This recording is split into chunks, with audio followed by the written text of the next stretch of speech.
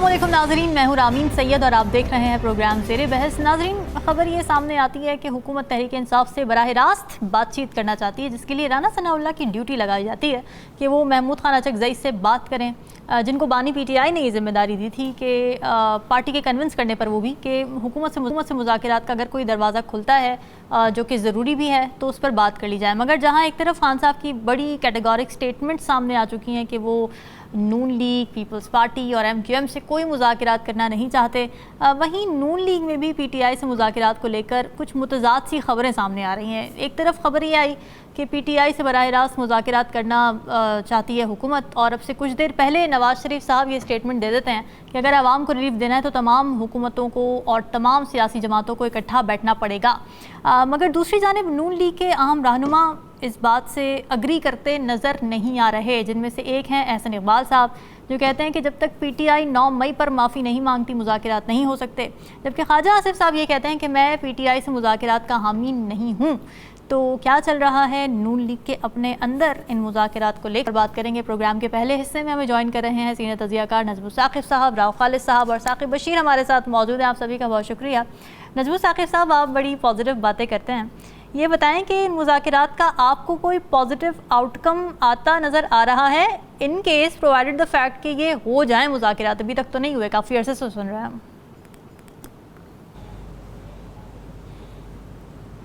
शुक्रिया रामीन। देखिए, मुज़ाकरात का नतीजा तो उस वक्त आदमी बात करे जब ये उसको पता हो कि मुज़ाकरात हो रहे हैं।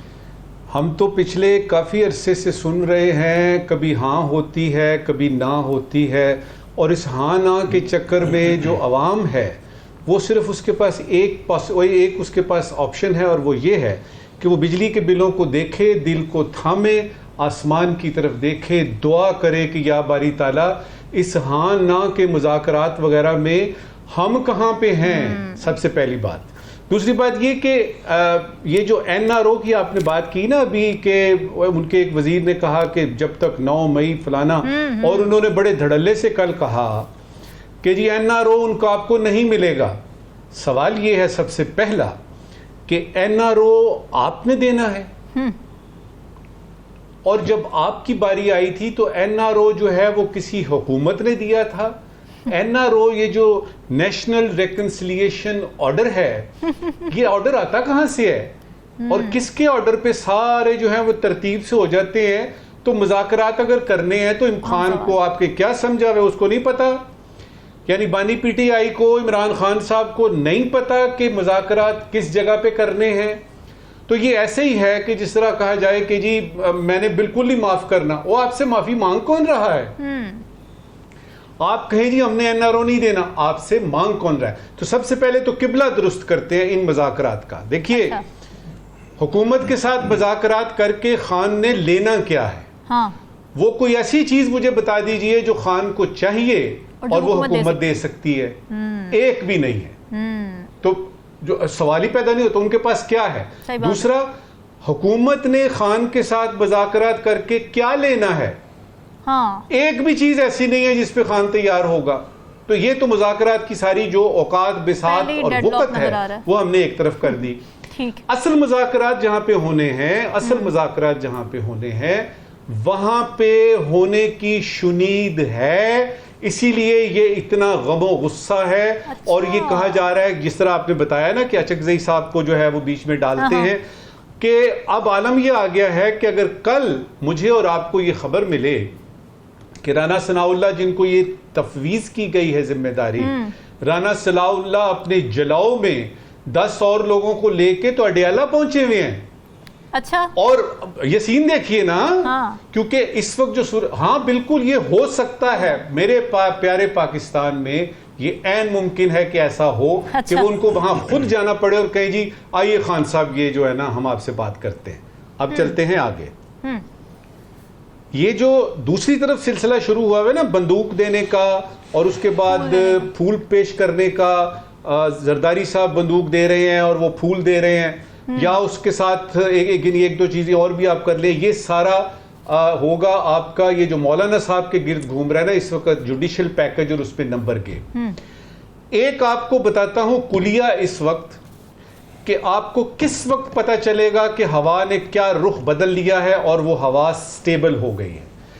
जिस वक्त, जिस लम्हे आपको पता लगे कि मौलाना फजलुर रहमान साहिब ने अपना हाथ किसके ऊपर रख दिया है, हाँ। जिस वक्त आपको पता लगा, अगर तो वो पीटीआई को उनके सर पे हाथ रखा आपको नजर आता है, या वो कहते हैं हुकूमत के साथ मिलकर और 9 मई वगैरह ये वो, तो समझ लीजिएगा कि सूरत हाल जो है वो क्या हो रही है इस वक्त जो है ना, वो इस वक्त की आखिरी बात। अच्छा, खान को अच्छी तरह से खबर है कि उसने कहां पे बात करनी है, लिहाजा वो उसका किबला बड़ा दुरुस्त है। सिर्फ एक सूरत में बातचीत हो सकती है, ये जो जिसका शोशा छोड़ा गया है ना कि आप जाएंगे मुज़ाकरात करेंगे, वो क्या सूरत हाल हो सकती है, उस पर अपनी बात को मैं ख़त्म करता हूँ। वो ये सूरत हाल है कि हेडमास्टर ने कहा है कि स्कूल में जो है ना वो बद इंतज़ामी है, और ये जो 2 बच्चे लड़ रहे हैं ना आपस में, ये आपस में फैसला करें, ये आपस में फैसला करें। और उसको जो फसाड दिया जा रहा है, जो उसको बताया जा रहा है, वो ये कि जी, वो जिस तरह नवाज शरीफ साहब ने बड़ी जबरदस्त बात की है कि अवाम को रिलीफ देने के लिए मुज़ाकरात, अवाम। इसका क्या मतलब है कि कहीं से ये ऑर्डर, एनआरओ तो नहीं, लेकिन ये ऑर्डर मिल गया है कि आप किसी तरीके से ये मुज़ाकरात करें। और जब से शुरू हुआ है आपका ये जो होना था ना जलसा पीटीआई का, और जो बड़े पुरस्कार तरीके से हुआ मनसूख, उस वक्त से लेके एज वी स्पीक टुडे, इस वक्त की सूरत हाल जो है उसमें जो अफवाहें हैं, उनमें से चंद अफवाहों पे यकीन करने को दिल चाहता है, और उसमें से एक ये है कि खान की बात शायद बन रही है। अच्छा, यहाँ पर एक सवाल खड़ा होता है राव खालिद साहब, क्या पॉलिटिकल राइवलरी जिस तरह की होती है 2 पार्टीज़ में, क्या ये कोएग्जिस्ट कर सकते हैं एक ही सिस्टम में? जैसे हमेशा हम देखते हैं कि अगर एक हुकूमत से मामलात होते हैं ख़राब और दूसरी पार्टी को कन्विंस करने की कोशिश की जा रही होती है कि जी आप हुकूमत बना लें, या इस तरह की जो सिचुएशन होती है, तो दूसरी पार्टी बिल्कुल साइड पे कर दी जाती है, मार्जिनलाइज्ड हो जाती है, विक्टिमाइज हो जाती है। लेकिन हम देख रहे हैं कि यहाँ पे अगर पीटीआई से बात करना कोई चाह रहा है, जिसकी शुनीद की निशानदेही की है, इशारा किया है नजमुल साकिब साहब ने, तो फिर तो डायरेक्ट मुज़ाकरात वहाँ पर हो जाते, हुकूमत को क्यों डाला जा रहा है बीच में? देखिए, ये जो आपने अभी बात की है कि किसी को फेवर करनी हो, किसी को बाहर निकालना हो, तो दूसरी पार्टी को आगे करके दूसरी को पीछे कर दिया जाता है। ये तकरीबन 2018 तक तो ये फार्मूला चल रहा था, कैट एंड माउस। हाँ। ठीक है, वो कह ले एक सिलसिला था मौजूद। अब सूरत हाल बिल्कुल डिफरेंट हो गई है। अच्छा, अब आपकी जो ओवरऑल सिचुएशन है, सियासी तौर पे, माशी तौर पे, रीजनल और इंटरनेशनल रेलेवेंस के हवाले से, वो बहुत ही डिफरेंट हो चुकी है। और उसके बारे में कंसर्न्स जो हैं दूसरे मुल्कों के भी हैं, क्योंकि पाकिस्तान एक 24 करोड़ आबादी का मुल्क है। हाँ। इसमें न्यूक्लियर स्टेट है, और इसमें यूथ बल्ज है, यंग लोग हैं, और उस आबादी, इतनी बड़ी आबादी और इतनी यंग जनरेशन के होते हुए और एक न्यूक्लियर स्टेट होते हुए, इसको एक बहुत स्टेबल, स्ट्रॉन्ग और पुरअमन मुल्क जो होना है ना, वो बहुत ज़रूरी है। हमारे अपने लिए तो है ही है, रीजन के लिए और दुनिया के लिए भी। ठीक। तो इसलिए अब जो उस पर चीज़ें आ रही हैं, ख़ासतौर पे मईशत के हवाले, बाकी तो इतना डेंजरस नहीं लगता हमें, लेकिन मईशत के हवाले से जो आ रही हैं, उसका जो स्पिल ओवर इफेक्ट होता है माशी मुश्किलात का, वो फिर उस पर बहुत सी चीज़ें ऐसी होती हैं जो कंट्रोलेबल नहीं रहती, निकलती चली जाती हैं। माशरे में जब बेचैनी, अफरा तफरी पैदा हो जाएगी लोगों के रिस्क रोटी के हवाले से, लोगों के जॉब्स के हवाले से, तो वो फिर स्पिल ओवर इफेक्ट होता है उसका, उसको फिर आपका कंट्रोल। यानी आपको लगता है कि स्टेक होल्डर्स को अब ये पता हमारा चल गया जो कि ये बुनियादी तौर पे जो मामलात नहीं है इस इकोनॉमी की कंडीशंस को देखते हुए, स्टेक होल्डर को पता तो था। अब इमरजेंसी ये हो गई है कि अब हर तरफ से ये मुतालबा आ रहा है, चाहे IMF हो, यूरोपियन कंट्रीज़ हो, UN हो, चाइना हो, आपके मिडल ईस्ट के दोस्त हों, कि भाईजान अपने सियासी मामला ठीक करें, मुल्क के अंदर सियासी अफरा तफरी ख़त्म करें, नॉर्मलाइज करें पॉलिटिकल प्रोसेस को ज़रा। तो वो जो प्रेशर है, अब वो एमरजेंसी की सूरत इख्तियार करता जा रहा है। अच्छा। क्योंकि आपके इकनॉमिक प्रेशर्स बढ़ रहे हैं।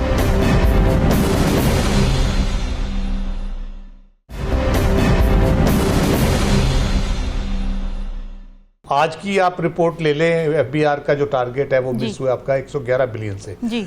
तो अगले महीने अगर और मिस होता है तो फिर IMF की जो कंडीशनैलिटीज़ है वो मज़ीद सख्त हो जाएंगी। तो ये एक सूरत है।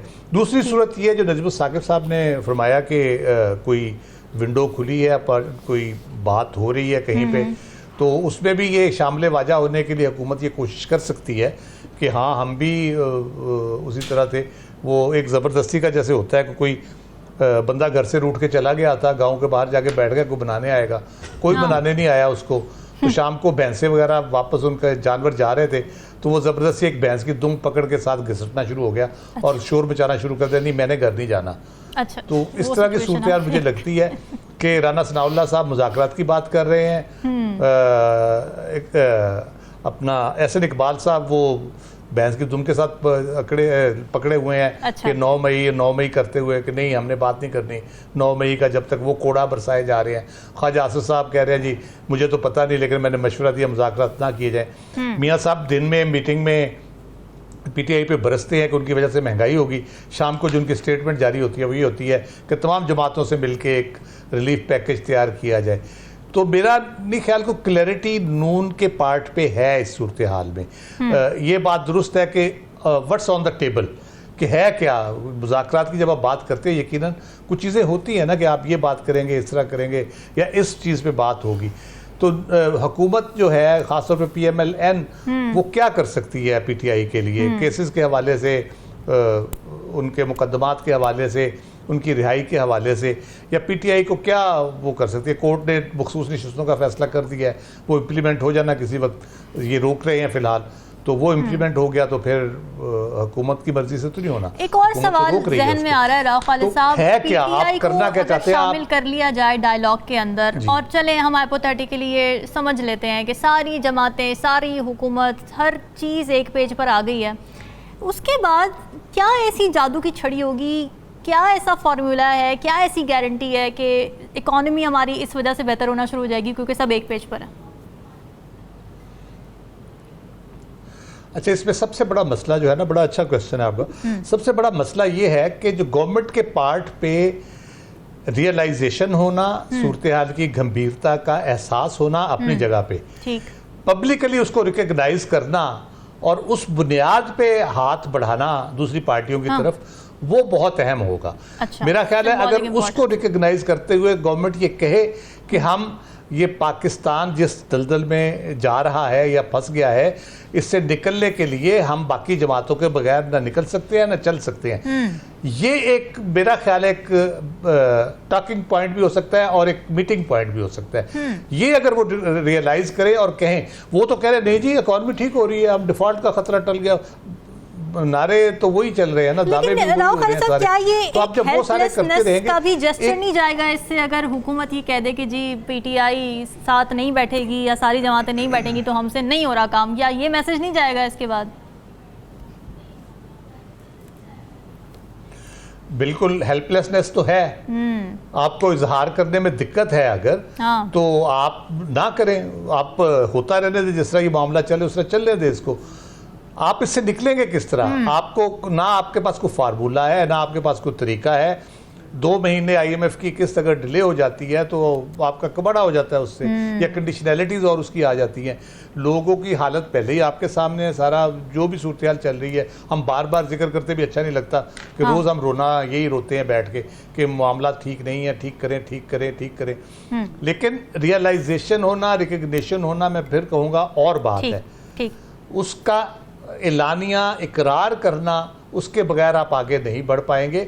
आप जो मर्जी करते रहे, आप जिस तरह से मर्जी चलते रहे, उसको आपको तस्लीम करना होगा कि हाँ यार यहाँ पे गड़बड़ है, हम मानते हैं जो मामला है वो ठीक नहीं है, हुकूमत भी सही तरीके से नहीं बनी, हुकूमत जो जिनकी बननी चाहिए थी उनकी बननी चाहिए थी। तो उसके मैं तो बार बार कहता हूँ एक सबसे आसान तरीका है, आप आप अपोजिशन के साथ आप आज ये टेबल पे रख दें कि जी हम फेयर एंड फ्री इलेक्शन पे जा रहे हैं अगले 6 महीनों में और हमारे साथ बैठे, हम उसके लिए मामला तय करते हैं बैठ के। मेरा ख्याल है फौरी तौर पे आपके मुज़ाकरात शुरू हो जाएंगे और आप उस एम्बेरसमेंट से भी बच जाएंगे जो आप कह रही हैं कि वीकनेस पे ऐलान करने से भी बच जाएंगे और जल्दी से आपके मामला भी सही सिमत में चलना शुरू हो जाएंगे। इंटरनेशनल भी सिग्नल जाना शुरू हो जाएगा कि कोर्स करेक्शन हो रहा है, तो वो भी वेट करेंगे और शायद मदद भी करें आपकी। यानी जो बातचीत है वो कोर्स करेक्शन की अगर नीयत से हो तो फिर कोई फ़ायदेमंद हो भी सकती है। साकिब, दूसरी तरफ की ज़रा सोच की बात करते हैं ना, इमरान खान साहब क्या सोच रहे हैं मुज़ाकरात को लेकर हुकूमत के साथ, ख़ास तौर से जब वो ये बार बार अपना माइंड शो कर चुके हैं कि मैंने पीपल्स पार्टी, MQM, नून लीग के साथ नहीं बैठना, लेकिन अब यही पार्टीज़ जब उनकी तरफ हाथ बढ़ा रही हैं तो इस पर उनका क्या स्टांस है? एक तो जो PTI के साथ मुज़ाकरात के लिए हुकूमत 8 फरवरी के बाद से ऑनवर्ड गाए बगाए कोशिश करती रही है और अब दोबारा उसी कोशिश वो जो सामने आई है। अगरचे ख्वाजा आसिफ साहब कहते हैं कि वो इस हक़ में नहीं है, ना उनको पता है कि राना सनाउल्लाह साहब जो है वो उनको बनाया गया है नून लीग की जानिब से कि वो PTI के साथ जो है वो इनडायरेक्टली मुज़ाकरात का सिलसिला जो है वो शुरू करे। और एहसन इकबाल साहब भी 9 मई का हवाला दे रहे थे। बुनियादी तौर पर जो इमरान खान साहब हैं वो जब भी उनसे ये सवाल किया गया कि जो सियासी क़ुव्वतें हैं आप उनसे मुज़ाकरात क्यों नहीं करते, तो उनका जवाब वो होता है कि क्या ये मैंडेट वापस कर सकते हैं, क्या इनके पास इख्तियार है कि ये मैंडेट वापस करें, और अगर ये मैंडेट वापस करेंगे तो ये कहाँ जाएंगे। और उसका जवाब राना सनाउल्लाह साहब ने एक दफ़ा दिया था आज से 1-1.5 माह पहले। उन्होंने कहा था कि अगर जो है वो उनके सारे मुतालबात मान लिए जाएं तो फिर वो बाहर होंगे और हम अंदर होंगे। तो ये एक सिचुएशन जो है वो बड़ी अजीब सी है। तो इमरान खान साहब का हमेशा से ये इस सवाल का जवाब वो यही देते रहे हैं और तीन सियासी जमातों के साथ पहले दिन से 9 फरवरी या 10 फरवरी का दिन था तो तब से लेकर आज तक वो कहते हैं बैठना नहीं है। और जो महमूद खान अचकज़ई साहब हैं और मौलाना फजल रहमान है, दो के साथ उनका जो है वो किसी न किसी तरह कुर्बत बड़ी है। इस लिहाज से देखा जा सकता है या आप कह सकते हैं कि हो सकता है कि इमरान खान साहब जो है वो कहें कि ठीक है आप मुज़ाकरात का दरवाज़ा खोलें, क्योंकि होता ये है कि ये तकरीबन आज से 1.5 माह पहले भी इस तरह की सिचुएशन बनी थी। उस वक्त महमूद खान अचकज़ई उन्होंने भी बयान दिया कि मुझे मैंडेट दिया गया है और ये एक बात चल पड़ी कि वो जो है वो शायद बातचीत का आगाज़ करेंगे। तो फिर इमरान खान साहब ने अंदर बैठे और बयान दे दिया कि इनके साथ मुज़ाकरात हम क्यों करें। तो फिर वो एक अजीब सी कंफ्यूजन बन जाती है कि अंदर बैठी क़यादत जो है वो अब आप ये ले लें कि 2 सितंबर को हेयरिंग है अडयाला जेल में, तो वहां पे यही उनके सामने सवाल रखा जाएगा। अगर फर्ज करें कि वो कहें कि मैं नहीं करता तो बात खत्म, मतलब जो हम डिस्कशन कर रहे हैं वो कहानी खत्म हो जाएगी। तो जो पॉइंट ये है कि 22 अगस्त को सुबह 7:30 बजे जो अडयाला जेल का दरवाज़ा खोला गया था आज़म खान सवाती साहब के लिए कि वो मुलाकात करें, वो जो मुलाकात हुई है उसके हवाले से अली अमीन गंडापुर जो है वो उन्होंने बाद में एक इंटरव्यू में कहा कि वो मुलाकात जो या उसके हवाले से जो पैगाम था कि ये जलसा मुलतवी करें, ये पैगाम हुकूमत की जानिब से नहीं था। ये अली अमीन गंडापुर से क्योंकि रब्ता हुआ था तो उन्होंने ये बात की। अगरचे हुकूमत वक़्त ने थोड़ा सा टाइम उन्होंने लिया, उस पर कोई रद्द अमल नहीं दिया और बाद में अगली शाम को उन्होंने ये तस्लीम करना शुरू कर दिया कि नहीं हमारी तरफ से रब्ता हुआ था और हमने रिक्वेस्ट की थी और ऑन करना शुरू कर दिया। लेकिन जो 7:30 बजे सुबह अडयाला जेल का दरवाज़ा खुला, उनको एक पैगाम भेजा गया, उस पैगाम के बाद उन्होंने वो जलसा मनसूख किया। अगर के पूरी जो पार्टी है वो नाराज़ हुई, उनके कारकुनान नाराज़ हुए, किसी बंदे को पता नहीं था। इनकी कंटेम्प्ट की पिटीशन लेकर शुएब शाहीन हाई कोर्ट में पहुंचे हुए थे। सुबह तकरीबन 9 बजे का टाइम था। मैंने उनसे पूछा कि आपके आज़म सवाती साहब अडयाला जेल के बाहर खड़े होकर कह रहे हैं कि आज हम जलसा नहीं करेंगे 22 अगस्त को। वो कह रहा नहीं ऐसा कोई फैसला नहीं हुआ, हम तो कंटेम्प्ट फाइल करने लगे हैं। तो वो एक पूरी पार्टी जो एक तरफ थी, लेकिन जो पैगाम था उसको इमरान खान साहब ने माना और जलसा मनसूख कर दिया। तो ये जो जलसा मनसूख होना, पैगाम पहुंचना, जेल खुलना, ये हुकूमत के लिए वैसे कदरे जाओ कुछ परेशानी उसने बनाई है। अच्छा। जिसके बाद मुझे लगता है कि हुकूमत वक्त ने ये फिर फैसला किया कि हम आज खुद जो है वो ये रास्ता खोलते हैं और उनके साथ जो है वो बातचीत का आगाज करते हैं। बात फिर वही है कि जो उनके मुतालबात हैं वो कैसे मानेंगे, उसका क्या मैकेनिज्म होगा। ऐसी सिचुएशन है कि अगर वो कहते हैं कि हमें मैंडेट चाहिए तो मैंडेट देंगे, तो फिर तो हुकूमत कहाँ रहेगी। तो एक अजीब सी कन्फ्यूजन है। लेकिन ये है कि अल्टीमेटली मेरा ख्याल में जो मुस्लिम लीग नून है उनको इंगेज करना चाहती है कि इनके एंड पे कम से कम ये हो कि इन्होंने पूरी कोशिश की है। क्योंकि आज से तकरीबन 2 माह या 1.5 माह पहले मुस्लिम लीग नून के ये अता तारड़ साहब ने ऐलान किया कि बिल्कुल दरवाजे बंद, बल्कि ऐलान किया कि 3-4 दफा ये बात हो चुकी है कि वो कह चुके हैं कि बिल्कुल दरवाजे बंद हैं पीटीआई के साथ बातचीत के, और ये कहा कि पीटीआई पर हम पाबंदी लगाने जा रहे हैं और आर्टिकल 6 लगेगा। लेकिन उस बात से वो पीछे हटे, फिर उसके बाद जो है उस पर बात ही नहीं हुई। बिल्कुल ठीक है नाज़रीन, डिस्कशन का सिलसिला जारी है, ब्रेक का स्टे विद अस।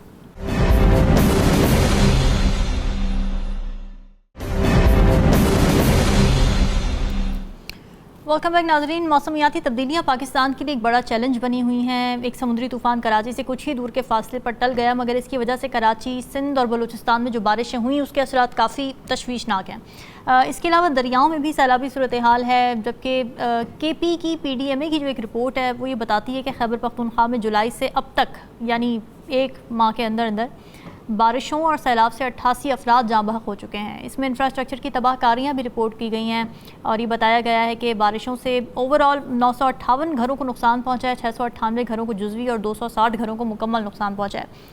अब इस तरह की सूरत हाल अब हम हर साल ही देख रहे हैं, मगर क्या मौसमियाती तब्दीली और इसके असरात से निपटना हुकूमत की तरजीहात में शामिल हैं? राव खालिद साहब, कहा तो ये जाता है कि जी नेचुरल फिनोमेना है, नेचुरल डिज़ास्टर्स हैं, इसमें कुछ खास किया नहीं जा सकता, रोका नहीं जा सकता, मगर क्या वाकई ये बिल्कुल आउट ऑफ कंट्रोल है या रिहैबिलिटेशन या जो रिस्ट्रक्चरिंग होती है उसमें हुकूमत बेहतर तरीके से परफॉर्म कर सकती है? देखिए, हम बड़े अरसे से लगे हुए थे। आप कह लें कि जब तरबेला डैम वगैरह, मंगला डैम बने उस वक्त से इंडिया के साथ जब हमारी वाटर ट्रीटी हुई, उसमें डैम्स के बनाने की ये जो पानी आता है बारिशों का और ऊपर से ग्लेशियर पिघलते हैं जब गर्मियों में, तो उसको स्टोर करने की जो कैपेसिटी हमने बढ़ाने की बात की थी, तो उसमें हम कालाबाग डैम पे आके अटक गए। जनरल ज़िया-उल-हक साहब ने उसको पॉलिटिकली यूज़ किया और ये बहुत, जहाँ दूसरे नुकसानात हुए उनकी डिक्टेटरशिप के 11 साल में, दहशतगर्दी और हेरोइन और क्लाशनकोव कल्चर वगैरह का और रिलीजियस वायलेंस जो आई, हमारे जो सेक्टेरियन वायलेंस आई, तो वो उसमें ये भी एक बहुत बड़ा एलिमेंट था जिसको पॉलिटिकली यूज़ किया गया। मुझे याद है पंजाब क्योंकि फेवर में था कालाबाग डैम की, तो आप ये एक्सपेक्ट नहीं करते थे कि पंजाब का जो public sector, public development program के जो हेड हैं वो पम्फलेट तकसीम करेंगे कालाबाग डैम के खिलाफ। मैं उस वक्त कह लें कि एक म्यूनसिपल कमेटी का मेंबर भी था, इलेक्टेड मेंबर था, तो वो पम्फलेट दिए गए कि ये बांटे लोगों में, कालाबाग डैम जो है ना मुल्क के लिए अच्छा नहीं है। पंजाब में जब इस किस्म की स्कीम आप करते तो उसका मतलब पॉलिटिकल उसके आपके अचीवमेंट करना चाहते हैं, कंट्रोवर्सी खड़ी करके, तो वो उस वजह से तो हमने बुनियादी तौर पे बहुत पहले हमें ये कर लेनी चाहिए थी चीज़ें, हमने नहीं की, हमने उसको पोलिटिसाइज़ किया। करते करते हम यहाँ तक पहुँच गए हैं कि अब पानी चलता है ऊपर से और नीचे सिंध तक तबाही फेरता चला जाता है। KP में फ्लैश फ्लड आने शुरू हो गए हैं, जो कि सिर्फ बलूचिस्तान का खासा होता था, बाकी इलाकों में नहीं आते। तो वो रूद कुइयाँ जो आती थी वहाँ पे, वो ट्रेन इस किस्म की वहाँ पे आती, लेकिन अब तो इस हर जगह पे वो आनी शुरू हो गई हैं रूद कुइयाँ। 2010 का आप देख ले सैलाब जो हुआ आपका, जिस तरह से तबाही फिरी उसमें KP में और बाकी मुल्क में जिस तरह से हुआ उसके बाद, और उसमें मैं उसमें एक बड़ी बेसिक फैक्ट्स एंड फिगर आपको दे दूं। हमारे पास जो स्टोरेज कैपेसिटी है वो तकरीबन 11.5 MAF है, मीटर के फीट जो है वो है। जबकि टोटल हमारा जो पानी आता है वो तकरीबन 81-82 MAF होता है। 70 MAF हम ज़ाया करते हैं। इन टर्म्स ऑफ डॉलर जब हम उसको काउंट करते हैं जो पानी की वैल्यू के हिसाब से, वो हम हर साल 20 अरब डॉलर का पानी ज़ाया कर रहे हैं मॉनेटरी टर्म्स में। अच्छा। उसके नुकसानात जो होते हैं उसको अगर डालें तो ये कोई 10 अरब डॉलर उसके नुकसान वो लगा लें आप, तो हम 30 अरब डॉलर का नुकसान उठा रहे हैं इस वजह से, अपनी गलत प्लानिंग की वजह से। आज से नहीं, हम पिछले 40 50 60 साल से हम नहीं कर पाए उस तरह से। हमने मंगला की बढ़ाई, अपने उसकी रेजिंग की, इसी तरह त्रिबेला का हमने किया, लेकिन उसका फ़ायदा कोई नहीं। आपके पास इस वक्त जो रिजर्वायर्स हैं वो कितनी भाषा दियामिर भाषा बन रहा है, काला बाग अगर बन जाए तो हम बहुत ज़्यादा स्टोर कर सकते हैं। आपकी एग्रीकल्चर के लिए फ़ायदा होगा, आपकी पावर जनरेशन होगी, आपकी जो रिचार्ज होगा पानी जो आपका नीचे जा रहा है वाटर लेवल, वो रिचार्ज होगा, उसका फ़ायदा आपको होगा। और उसके साथ साथ हमारे जो मसाइल गंभीर होते जा रहे हैं पानी के हिसाब से, वाटर स्केर्सिटी बढ़ रही है और बहुत सीरियसली बढ़ रही है पाकिस्तान में। उसमें अर्बनाइजेशन बड़ी मेन वजह है, और उसके बाद पॉपुलेशन आपकी जो बढ़ रही है, और सबसे बड़ी जो हम अहमकाना तरीके से पानी इस्तेमाल करते हैं, गाड़ियाँ धो रहे हैं, पानी ज़ाया कर रहे हैं। मैं दफ्तर में भी मेरे 1-2 दफ़ा लोगों से बहस हो जाती है, वज़ू करते हुए कम से कम 3 बाल्टियाँ वो पानी टैप खोल के खड़े होते हैं, ज़ाया कर देते हैं। तो वो इस तरह से हमें कोई, आप कह लें कि हम वाटर राशनिंग का भी हमें कोई बिल्कुल भी आइडिया नहीं है। उसके बाद हमारी जो क्रॉप्स हैं जी, ठीक है जी, वो सारी वाटर इंटेंसिव क्रॉप्स हैं, जिसमें गन्ना हो गया, आपका चावल हो गया, सबसे ज़्यादा मकई हो गई, गंदम हो गई, कपास हो गई। तो वो उसमें हमने उसमें कोई मॉडर्नाइजेशन की ना, बीज पे हमने काम किया ना, हमने ये किया कि पानी कम से कम। अब चावल की किस्म आ गई है जो बहुत मिनिमम वाटर पे आप उसको उगा सकते हैं, हम तो उस पर भी काम नहीं कर रहे। लेकिन मसला बुनियादी तौर पे ये है कि हम प्रॉपर प्लानिंग भी नहीं कर रहे, हम उसकी इम्प्लीमेंटेशन भी नहीं कर रहे, अवेयरनेस भी क्रिएट नहीं कर रहे पानी के हवाले से, और दिन ब दिन हम इसमें खराबी करते चले जा रहे हैं। केपी में थोड़ा सा और एजेके में हुआ था कि उन्होंने जो आप कह लें कि वाटर हार्वेस्टिंग की थी, पॉन्ड्स बना लिए, उसमें वो पानी कड़ा करके उसको उससे यूज़ भी होता है। बारिशों के दिनों 2 महीने आपके होती हैं तकरीबन, जो मैक्सिमम बारिशें होती हैं, तो उसमें वो जो वाटर हार्वेस्टिंग की जाती है। वाटर हार्वेस्टिंग का कॉन्सेप्ट इतना मज़े का है, लाहौर में बुजदार साहब के टाइम पे हुआ था। उन्होंने अंडरग्राउंड वाटर टैंक बनाए थे, जिससे लाहौर की ना सिर्फ वाटर चार्जिंग होती थी, बल्कि बारिश के पानी की स्टोरेज जो है वो खड़ा होने के बजाय वो स्टोर हो जाता था। तो वो जो बनने थे, कितने बनने थे, उसमें 1/3 ही बन पाए, बाकी अभी बिल्कुल ठीक है। नजमू साहब एग्जैक्टली। और दूसरा एक अच्छी बात मैं कर दूं कि जी कर दीजिए जी, कराची और लाहौर में इस दफ़ा थोड़ा सा बारिशों के पानी के वाले जो नुकसान है वो कम हुए हैं। और कराची में करंट लगने की बहुत होते थे वाक़यात, वो भी इस दफ़ा कम हुए। मेरा ख्याल है कि कराची इलेक्ट्रिक ने भी शायद कोई अच्छा काम किया वहाँ। चलें, वी होप कि ऐसा ही हुआ हो और आगे भी ऐसे ही रहे, क्योंकि अभी तो बारिशें मज़ीद आनी है। नजमू साकिब साहब, आपको क्या लगता है कि जिस तरह की प्लानिंग या मैनेजमेंट हुकूमत कर रही है या नहीं कर रही, आपका क्या तज्जिया है, क्या प्रायोरिटी पर है मौसमियाती तब्दीलियों के असरात हमारी हुकूमत के? और ये जो जिनेवा से हमें इमदाद वगैरह मिली थी सैलाब मुतासरीन के लिए, आपको लगता है ये पहुँचती भी है उन तक? तरजीहात में क्लाइमेट चेंज है, क्लाइमेट चेंज के जो असरात हैं उसके बारे में कोई प्लानिंग है? कतई तौर पे नहीं है। अच्छा, कतई तौर पे नहीं है, कतई तौर पे नहीं है। मैं कतई तौर इसलिए कह रहा हूं कि जब अर्बन फ्लडिंग की बात आती है तो आपका तो ड्रेनेज सिस्टम पाकिस्तान में है ही नहीं।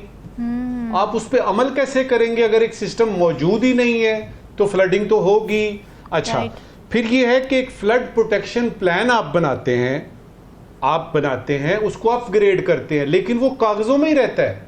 ये जो फ्लड प्रोटेक्शन प्लान है, इसकी रिसोर्स मोबिलाइजेशन की जरूरत है, जो कि आपने अभी तक नहीं की। इसलिए मैं कह रहा हूं कि कतई तौर पे नहीं है। फिर सबसे बढ़ के जो अडेप्टेशन प्लान आपने दिया और COP28 में आपने बड़ा बताया जी कि हम ये कर रहे हैं, वो कर रहे हैं, किधर कर रहे हैं, क्या कर रहे हैं? कुछ भी नहीं कर रहे हैं।